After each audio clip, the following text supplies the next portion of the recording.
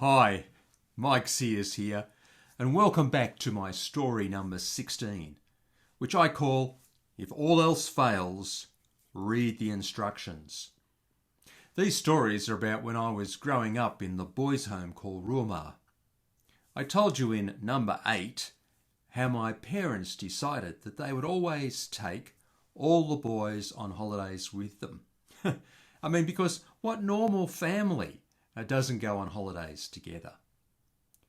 But where to take a family of 14 on an affordable holiday?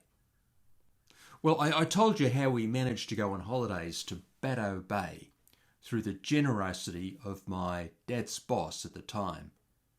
And we all loved a beach holiday in the house on stilts. But the pastor at our church, Mr. Rudd, said to my dad, "Fred, you can't call yourself a real Australian if you haven't ever holidayed in the bush."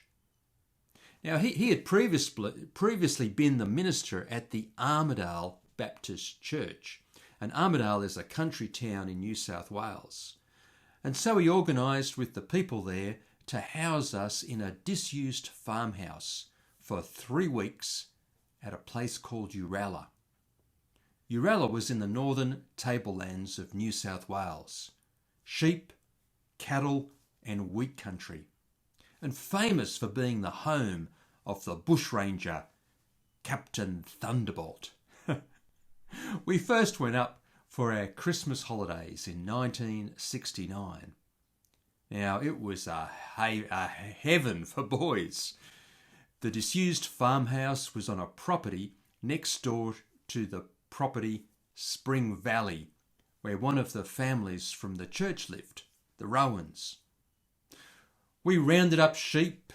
We saw them get drenched. We worked on tractors and harvesters and helped with the harvest. We rode horses.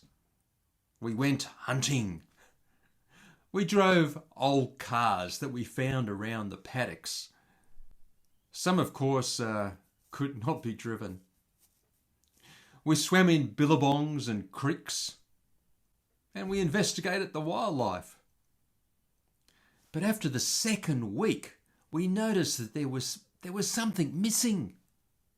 We hadn't had any chocolate. "Mum, we're desperate for chocolate. Did you pack any?" we asked. "No," said Mum. "I didn't think to bring any." "Oh no," we said.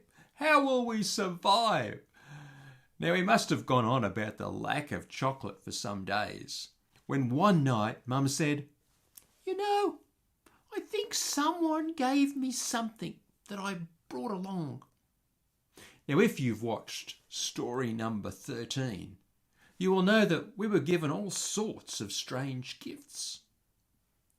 She came out with about 5 boxes of laxets. She was reading the back of the packet.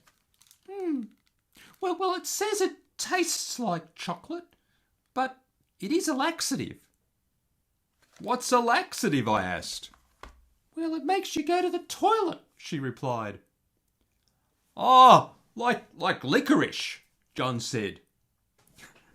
"Did you hear about the robbers that robbed all the licorice from the lolly store?" asked Peter. "Well, they're all still on the run." We all laughed. And Mum gave us each a square. "What? Only 1 square?" we cried. "Well, I suppose it's just like licorice. Another few won't hurt you." So we ended up having 6. Well, the next morning I woke early and went hunting. But I hadn't gone far when suddenly it hit me. A strong, and I mean a strong desire to go to the toilet. I quickly ran towards home, but unfortunately had to make a number of stops on the way. And when I did get home, there was a queue for the dunny and a number of bushes in use. It was disgusting. Of course, the farmhouse had no sewer toilet, just a dunny can, and we had to dig a hole to empty it every second day. But that day, 3 holes were dug. We all felt miserable. The farmer next door, noticing that he had not seen anyone that day, came to see if we were all right. And when he heard what had happened, he told his wife, and she came up to give my mother a stern telling off. "If you had read the packet, you would have seen that you should only give a maximum of 3 squares, not a whole block," she told my mother. You see, we should not only have read the instructions, we should have followed them. I would tell my children that God has given us His instruction manual. It's called the Bible. Just like the chemist who made the laxets gave instructions on how to use them safely, so God who made us has given us instructions on how to live successfully. The Bible gives this warning. It says there's a way that appears to be right, but in the end it leads to death.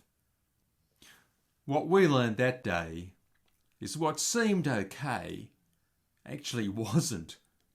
We should have read and obeyed the instructions. So as you go through life, take careful note of God's instructions to you. Or you could find that you'll be digging a hole for yourself. See you at the next story. Bye.